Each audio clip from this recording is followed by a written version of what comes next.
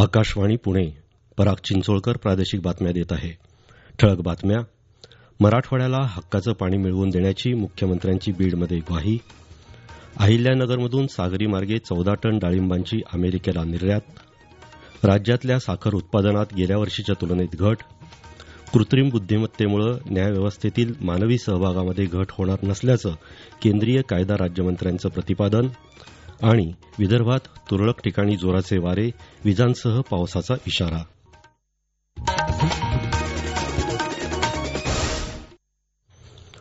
आता सविस्तर बातम्या. मराठवाड्यातील जनतेला त्यांच्या हक्काचं पाणी मिळवून देण्याचं काम सरकार करून देईल.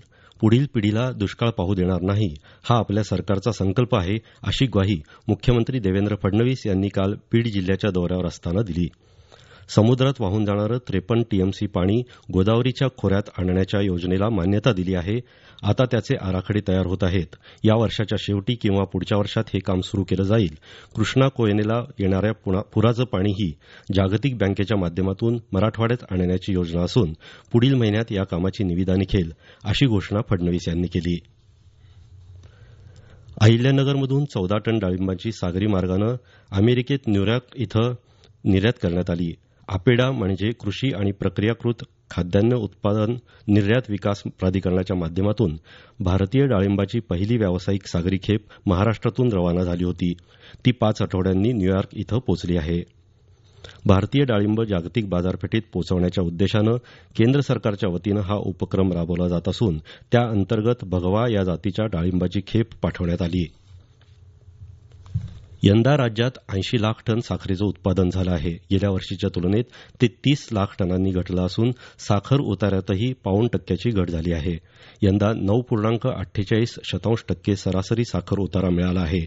गेल्या वर्षी 1073 लाख टन ऊसाच्या गाळपातून 110 लाख टन साखर उत्पादन आणि सरासरी 10.25% उतारा मिळाला होता. सर्वाधिक 22,46,000 टन साखर उत्पादन कोल्हापूर विभागात झाला आहे. राज्यात गेल्या वर्षीच्या साखर हंगामात 207 कारखान्यांनी गाळप हंगाम सुरू केला होता. त्या तुलनेत यंदा 7 कारखान्यांची घट झाली आहे. न्यायव्यवस्थेतील कृत्रिम बुद्धिमत्तेचा वापर वाढला तरीही त्यातील मानवी सहभाग घटणार नाही, असा विश्वास केंद्रीय कायदा राज्यमंत्री अर्जुन मेघवाल यांनी काल पुण्यात व्यक्त केला. पुणे बार असोसिएशन आणि खासगी माध्यम समूहाच्या वतीनं न्याय क्षेत्रातील कृत्रिम बुद्धिमत्ता या विषयावर आयोजित पत्रकार परिषदेत मेघवाल बोलत होते. केंद्रीय विमान वाहतूक राज्यमंत्री मुरलीधर मोहोळ, पुणे बार असोसिएशनचे अध्यक्ष हेमंत झंजाड तसंच इतर मान्यवर यावेळी उपस्थित होते. न्यायव्यवस्थेतील कृत्रिम बुद्धिमत्ता वापराबाबत बोलताना मेघवाल म्हणाले, जब हमारे बॉडी, माइंड, इंटेलेक्ट और सोल चारों मिल जाएंगे, जो काम करेंगे वो आर्टिफिशियल इंटेलिजेंस नहीं कर सकता. ध्यान रखना. आपकी कोई बेरोजगारी हो जाएगी, आपको काम नहीं मिलेगा, ऐसा नहीं है.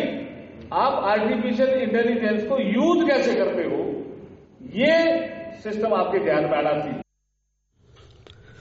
पुण्याला उच्च न्यायालयाचं खंडपीठ मिळण्यासाठी ई कोर्ट प्रकल्पाअंतर्गत दूरस्थ खंडपीठाचा प्रस्ताव पाठवला जाईल, असं सांगून नोटरी संदर्भातील रखडलेल्या विषयांवर 15 दिवसात निर्णय घेतला जाईल, असं आश्वासन मेघवाल यांनी दिलं. वकिलांना वैद्यकीय विमा देण्याबाबत काम प्रगतीपथावर असून ते 80% पूर्ण झालं आहे. तसंच वकील सुरक्षितता कायद्याबाबत सकारात्मक विचार करून निर्णय घेतला जाणार असल्याचंही मेघवाल यावेळी बोलताना म्हणाले. कृत्रिम बुद्धिमत्तेचा वापर सर्वच क्षेत्रात वाढू लागला असून राज्य सरकारनंही विविध विभागांमध्ये त्याचा अंतर्भाव केला आहे. शेतकऱ्यांनी कमी पाणी आणि कमी उत्पादन खर्चात अधिकाधिक उत्पन्न मिळवण्यासाठी या आधुनिक तंत्रज्ञानाचा वापर करून ऊस, कांदा, सोयाबीन, कापूस यासह फळबागांची लागवड करावी, अशी सूचना उपमुख्यमंत्री अजित पवार यांनी काल सातारा जिल्ह्यात कोरेगाव इथं केली. एका शेतकरी मेळाव्यात ते बोलत होते. हे प्रादेशिक बातमीपत्र आकाशवाणीच्या पुणे केंद्रावरून देण्यात येत आहे. UNESCO memory of the world रजिस्टरमध्ये म्हणजेच जागतिक महत्वाच्या आणि उत्कृष्ट वैश्विक मूल्ये असलेल्या वारसा नोंदींमध्ये आता श्रीमद भगवद्गीता आणि भरतमुनींच्या नाट्यशास्त्राचा समावेश करण्यात आला आहे. यातील 5 हस्तलिखितं पुण्यातील भांडारकर प्राच्यविद्या संशोधन मंदिरातील आहेत. संस्थेत कार्यरत निबंधक आणि अभिरक्षक श्रीरंग बापट यांनी आकाशवाणीला याबाबत माहिती दिली. आपल्या दृष्टीने अभिमानाची गोष्ट अशी की भांडारकर प्राच्यविद्या संशोधन मंदिरातल्या या ग्रंथाच्या 6 पोथ्या म्हणजे भगवद्गीतेच्या 5 पोथ्या ज्या काश्मीरमधल्या आहेत आणि शारदा लिपीमध्ये लिहिल्या गेलेल्या आहेत त्या, आणि भरतमुनीच्या नाट्यशास्त्राची देवनागरी लिपीतली पोथी जी आपल्याकडे राजस्थानमधून आलेली आहे, अशा 5 आणि 6 पोथ्यांमध्ये असलेल्या ह्या 2 ग्रंथांना युनेस्कोच्या मेमरी ऑफ द वर्ल्ड रजिस्टरमध्ये स्थान मिळालेलं आहे. यापूर्वी ऋग्वेद, त्याच्यानंतर पंचतंत्र आणि ध्वन्यालोक या ग्रंथांना याच्यामध्ये स्थान मिळालेलं होतं.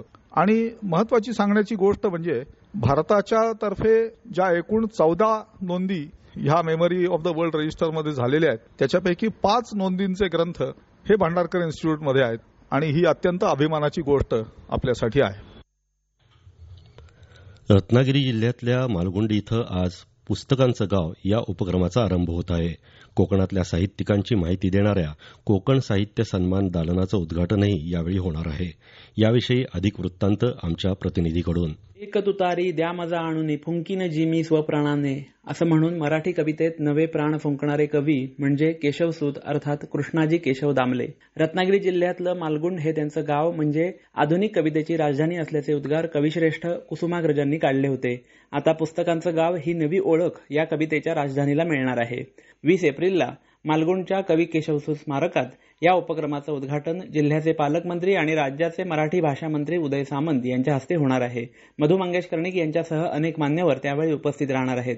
या उपक्रमात मालगुंडमधल्या 30 तर जवळच्या गणपतीपुळे गावातल्या 5 घरांचा समावेश करण्यात आला आहे. या घरांमध्ये प्रत्येकी सुमारे 250 ते 300 पुस्तकं ठेवली जाणार असल्याची माहिती कोमसापच्या अध्यक्षा नमिता कीर यांनी दिली. पर्यटकांना दिवसभर वाचनाचा आनंद घेता येणार असून त्यांच्या आधारातिथ्यातून संबंधित कुटुंबांच्या अर्थार्जनालाही हातभार लागणार आहे. एकंदरीतच या उपक्रमामुळे वाचन संस्कृती बहरण्यास आणि पर्यटन वाढण्यास मदत होणार आहे. आकाशवाणी बातम्यांसाठी अनिकेत कोनकर, रत्नागिरी.